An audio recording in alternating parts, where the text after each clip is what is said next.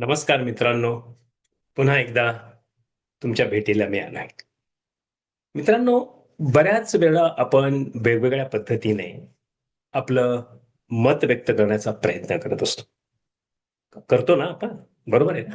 म्हणजे तुम्ही आणि मी दररोज अशा काही प्रसंगातून जातो आणि ते प्रसंग तुम्हाला आणि मला आपल्या जाणीवा जागृत करत जातं. हो मित्रांनो. बऱ्याच वेळा काय होतं, की बघा ना, तुम्हालाही दिवसभरामध्ये अशा अनेक घटना घडल्या असतील तुमच्या व्यक्तिगत आयुष्यामध्ये किंवा जिथे तुम्ही असाल तिथे, तर तुम्हाला काही जाणीवा निर्माण झाल्या असतील आणि असंही झालं असेल, की जाणीवाही तुमच्या तिथे थंडावल्या असतील. त्या निर्माणच झाल्या नसतील. असेही प्रसंग घडले असतील. काय? थोडंसं वेगळं वाटतंय ना? पण तुम्ही थोडंसं तपासा. बघा बरं. सकाळपासून संध्याकाळपर्यंत अशा कोणत्या घटना घडल्या, की माझ्या जाणीवा ह्या निर्माण पण झाल्या, मला त्या कळल्या पण आणि काही जाणीवा माझ्या निर्माणच नाही झाल्या. त्या त्या थोडक्यात काय निर्जीव झाल्या. का बरं असं होतं? आणि याला कारणं काय आहेत? म्हणून मित्रांनो, तुमच्या आणि माझ्या आयुष्यामध्ये हे रोज घडणाऱ्या ज्या काही बाबी आहेत, तर त्या आपल्यामध्ये वेगवेगळ्या प्रकारची स्थित्यंतर करत असतात. करतात ना? निश्चित. तुम्हालाही तो अनुभव येत असेल किंवा आलेला असेल आणि निश्चित नाही आलेला तर येईल. कारण आपल्या आयुष्यामध्ये जेव्हा आपण स्वतःकडे पाहतो, तर आपण कसं पाहायला पाहिजे? आपण अशा पद्धतीने पाहिलं पाहिजे, की जे आपण खरे आहोत. आपण आतमध्ये काय आहोत ना, हे पाहिलं पाहिजे. आणि ती जाणीव तुम्हाला झाली पाहिजे, ती संवेदना तुम्हाला झाली पाहिजे. आणि हो मित्रांनो, आजचा जो माझा विषय आहे, तो संवेदनशीलता, सेन्सिटिव्हिटी. हो मित्र. सेन्सिटिव्हिटी हा इतका महत्वाचा भाग आहे प्रत्येकाच्या आयुष्यामध्ये. अर्थात तुमच्या देखील. काय आहे की नाही? हां, अर्थात होतं काय, की आपण बऱ्याच वेळा व्यक्ती म्हणून आपण आपली संवेदनशीलता कमजोरी म्हणून समजतो.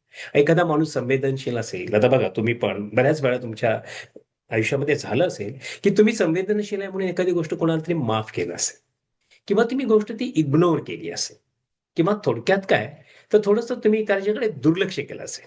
केलंय ना? हो, अनेक वेळा केलं असणार आहे. मी केलंय. तुम्हीही केलं असणार किंवा होऊन गेलं पण असेल, ते तुम्हाला कळलं पण नाहीये, की मी ते दुर्लक्ष केलं होतं म्हणून. मग मित्रांनो, हे का?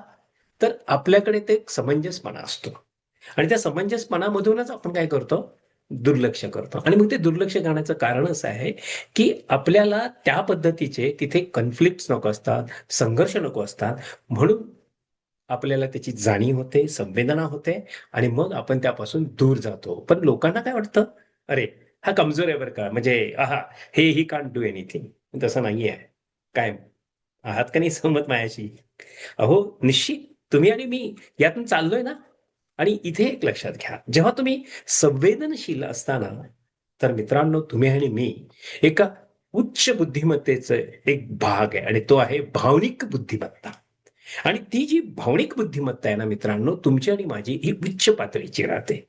जेव्हा तुम्ही संवेदनशील असता. कारण संवेदनशीलता मुळातच एक भावनिक उच्च पद्धतीची अवस्था आहे प्रत्येक माणसाच्या आयुष्यामध्ये. मग तुमच्या पण आहे ना?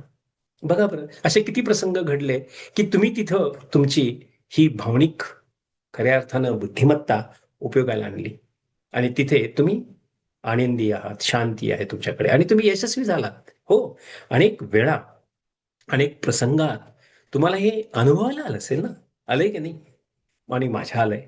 तुमच्या पण डेफिनेटली आलेलंच. मग काय मित्रांनो, तर आपण जाणून घेऊया आज. म्हणजे मला जे काही जाणवलंय किंवा ते जाणलं जातं आपल्या अनुभवातून, त्या संबंधात एकच गोष्ट आहे, की आपण समजून घेतलं पाहिजे. कोणाला समजून घेतलं पाहिजे, की मी योग्य प्रतिसाद कोणाला दिला पाहिजे आणि तो मी प्रतिसाद देत असताना, तो कशा पद्धतीने तुम्ही आणि मी खऱ्या अर्थानं संवेदनशील होऊन दिला पाहिजे. आज बघा, तुम्ही जर अवतीभोवती पाहिलं, तर सगळ्या संवेदनाशील मेलेल्या आहेत. म्हणजे मृत स्वरूपात आहेत.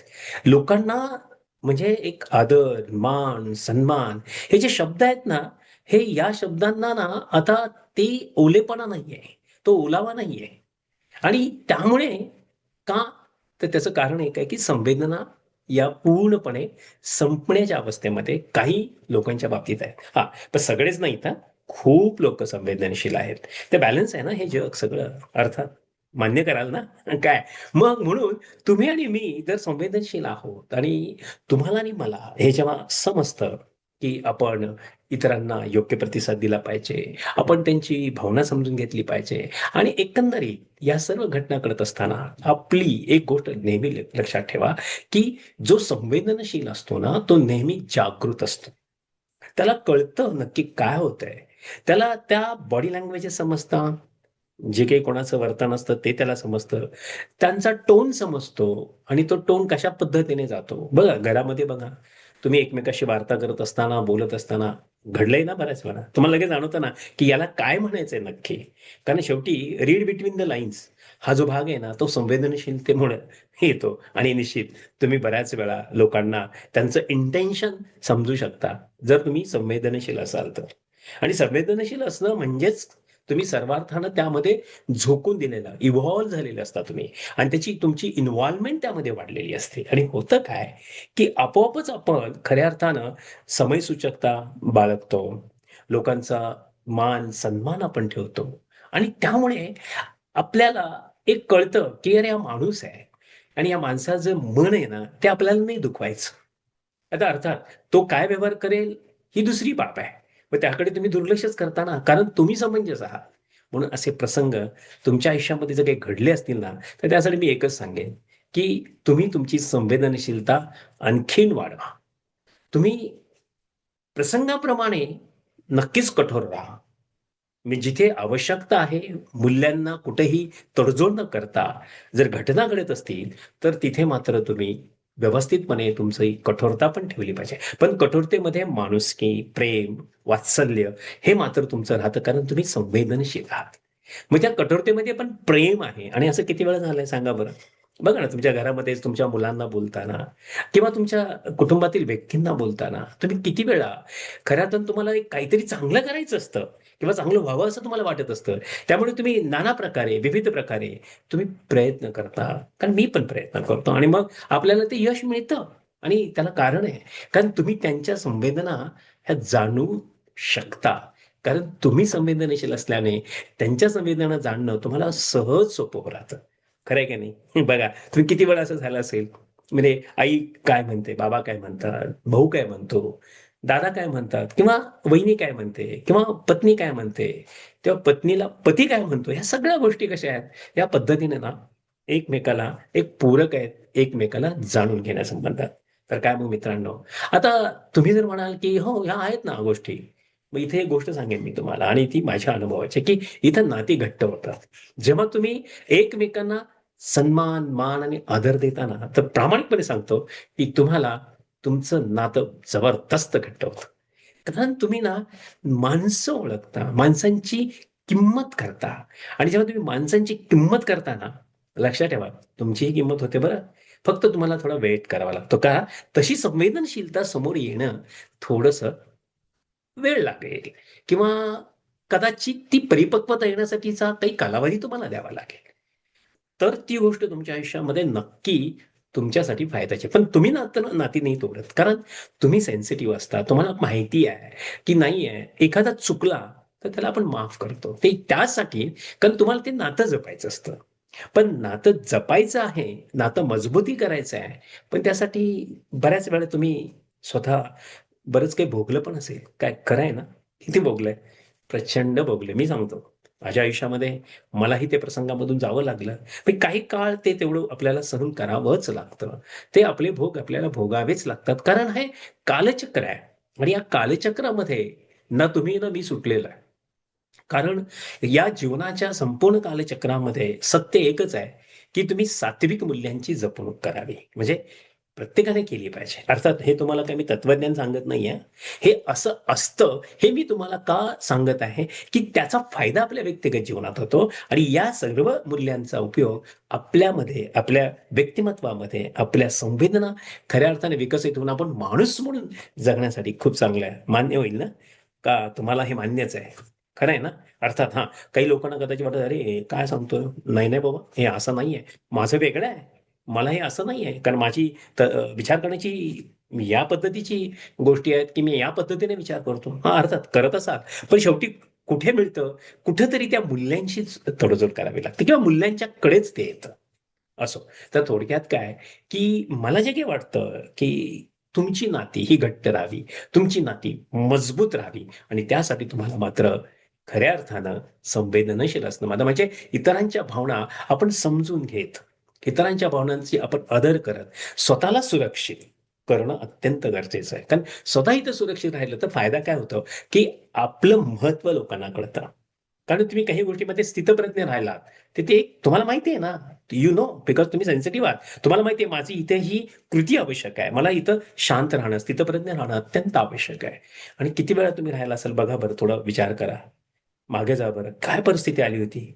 पण त्या परिस्थितीत तुम्ही राहिला का नाही? असा काही प्रसंग होता, की तिथे तुमच्यावरती एकदम असा डोंगर कोसळला आणि वाटलं तर काय करावं? पण तुम्ही शांत राहिलात ना?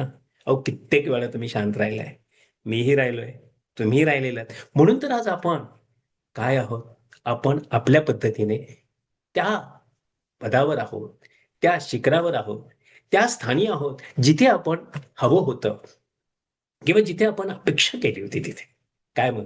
अर्थात कदाचित अजून तुम्हाला पोहोचायला वेळ असेल. पोहोचाल बरं का पण, कारण तुम्ही संवेदनशील आहात. सगळ्यात महत्त्वाची मी गोष्ट म्हणेन, की जे माझ्या अनुभवातून येते, की तुम्हाला स्वतःवरती विश्वास हा निर्माण करता आला पाहिजे. तुमच्या विश्वासामुळंच तुमच्या नात्यामध्ये मजबूती असते. कारण शेवटी काय आहे, नातं हे एका बाजूने नाही, दोन्ही बाजूने असते. पण जो संवेदनशील असतो ना, तो बॅलन्स करतो. कारण he is the good balancer and he does that all.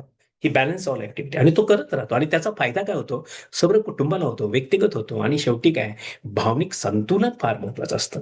म्हणजे जेव्हा आपण संवेदनशील असतो, तेव्हा आपल्याला आपलं भावनिक संतुलन आहे ना, कधीही बिघडू द्यायचं नाही. पण तिथे तुम्ही बिघडलात ना, मग संपलं. मग तिथे थोडंसं तुम्हाला काय होतं, संपलं इन द अर्थ काय, की नुकसान होतं. मग तुम्हाला वेळ लागतो रिकव्हर व्हायला. बघा ना, अशा किती घटना घडल्यात हो. तुम्ही शिकत असताना घटना घडली, कुटुंबामध्ये काही असा प्रसंग घडला त्यावेळी घटना घडली किंवा असं काही घटना घडली, उदाहरणार्थ समजा तुम्ही अ, उत्तम पद्धतीचं तुमच्या घरात काहीतरी चाललंय आणि कोणीतरी अचानकपणे तिथं अडचण निर्माण केली. मग ते कोणी असेल. अडचण ती मग तुमच्या नात्यांमध्ये निर्माण केली. एकमेकाचा गैरसमज निर्माण करून दिला आणि त्या गैरसमजामध्ये काय झालं, की तुम्ही एका टोकाच्या भूमीकडे जाण्याचा प्रयत्न केला. तेव्हा इथं लक्षात ठेवा, जो समंजस असतो, जो संवेदनशील मनुष्य असतो ना, तो शांत राहतो. तो जोडतो, तो तोडत नाही. आणि असे प्रसंग तुमच्या आयुष्यामध्ये नक्की घडलेले असतील आणि नाही घडले ना, तर घडतील. असं मी का सांगतो माहिती आहे? कारण हे जीवन चक्र आहे. या जीवन चक्रामध्ये ह्या घटना घडत जातात. त्यामुळे तुम्ही तुमच्या संगती कोण आहात किंवा तुम्ही तुमच्या कोणत्या एन्व्हायर्नमेंटमध्ये आहात, याचा फार, फार परिणाम होतो. मान्य आहे ना? का नाही मान्य आहे? निश्चित मित्रांनो, त्याचा परिणाम होत असतो. म्हणून आपण भावनिक संतुलन ठेवलं पाहिजे. अतिसंवेदनशीलता ही कधी-कधी अत्यंत त्रासदायक राहते. ही आपल्याला थकवा देते. पण आपल्याला तिथं सर्वार्थानं थोडं शांत राहायला पाहिजे. म्हणून कुठे-कुठे तुम्हाला थोडंसं असं मी म्हणेन, की काही अंशी तुम्हाला कठोरता जी मगाशी म्हटलं ना मी, ती थोडी म्हणजे थोड्या अर्थानं लवचिकपणा हा तुमच्या संवेदनशीलमध्ये परिस्थिती सापेक्ष असावा. पण तो सदा सर्वदा नसावा. कारण तुम्हाला तुमचं आयुष्य आनंदाने जगायचं हे मात्र विसरा. म्हणून स्वतःच्या भावना मात्र तुम्ही सांभाळल्या पाहिजे. आणि त्याला मर्यादा सगळ्यात महत्त्वाची आहे, की आपण कुठपर्यंत हे रिलेशन मेंटेन करायचं आहे. कुठपर्यंत आपल्याला या गोष्टी करायच्या आहेत आणि मेंटेन करून आपण पुढे जायचं आहे. ह्या जेव्हा तुम्हाला गोष्टी कळतात ना, तेव्हा तुम्ही यशस्वी झाला म्हणून समजा. हो मित्रांनो, हेच तर आहे ना. आपली मर्यादा आपल्याला कळली पाहिजे आणि आपली मर्यादा म्हणजे अर्थ आपलं स्वतःचं स्वॉट एनालिसिस. माझ्यात चांगलं काय? माझ्यात कमजोरी काय? मी काय-काय चांगलं करू शकतो? वगैरे, वगैरे. काय? आहात की नाही या मताशी सहमत?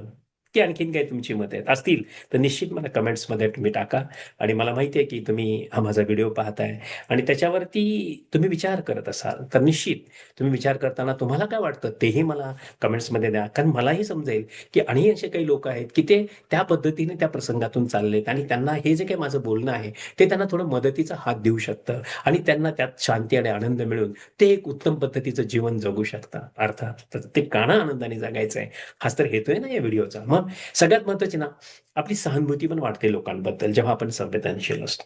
बघा ना किती वेळा आपण एक सिम्पथेटिक अप्रोचमध्ये लोकांना कन्सिडर करत असतो. कारण ठीक आहे भले तो नाही अडचण त्याला काही बाबा त्या पद्धतीने, तरी पण त्याचं बिहेवियर थोडंसं काही विचित्र आहे. तरी पण तुम्ही काय करता, ठीक आहे, अडचण नाही, ओके. You cool yourself. आणि होतं काय, जेव्हा आपण दुसऱ्याच्या जागी जाऊन आपण विचार करायला लागतो बघा, प्रत्येक वेळी तुम्ही बघा, मग तुमची क्षमता वाढते. मग तुम्ही एक वेगळं व्यक्तिमत्व तयार होता. कारण तुमची क्षमता का वाढते? कारण तुम्ही त्याच्या ठिकाणी जाऊन विचार करू लागलात आणि त्यामुळे दयाळूपणा आणि सगळ्यात महत्त्वाचा समजूतदारपणा हा आपोआपच वाढतो. म्हणून संवेदनशीलता ही एक ताकद आहे मित्रा. आणि त्या व्यक्तीला ना सगळ्यात महत्त्वाचं तुमचं समतोल व्यक्तिमत्व घडवण्याची खऱ्या अर्थानं ती काय आहे, गुरुकिल्ली आहे. मग काय तुमचं समतोल व्यक्तिमत्व घडणार की नाही? अरे घडणार ना मित्रांनो, का घडत नाहीये? अरे तुम्ही समतोलच आहात ना. हां, कुठे कमी जास्त असेल ना, माझ्यात मत आहे ते पण मी वर्कआउट केलं पाहिजे, तुम्ही वर्कआउट केलं पाहिजे. आणि मग होतं काय, की संवेदनशीलता नेहमी आपल्याला खोल, खोल बनवते म्हणजे जबरदस्त पर्सनॅलिटी बनवते. आणि मग ती ताकद आहे ना, आपल्याला उत्तम पद्धतीने स्थिर ठेवते. तर मला मित्रांनो विश्वास आहे, की आजचा व्हिडिओ देखील तुम्हाला आवडलेला आहे. धन्यवाद. पुन्हा ऐकू आपण.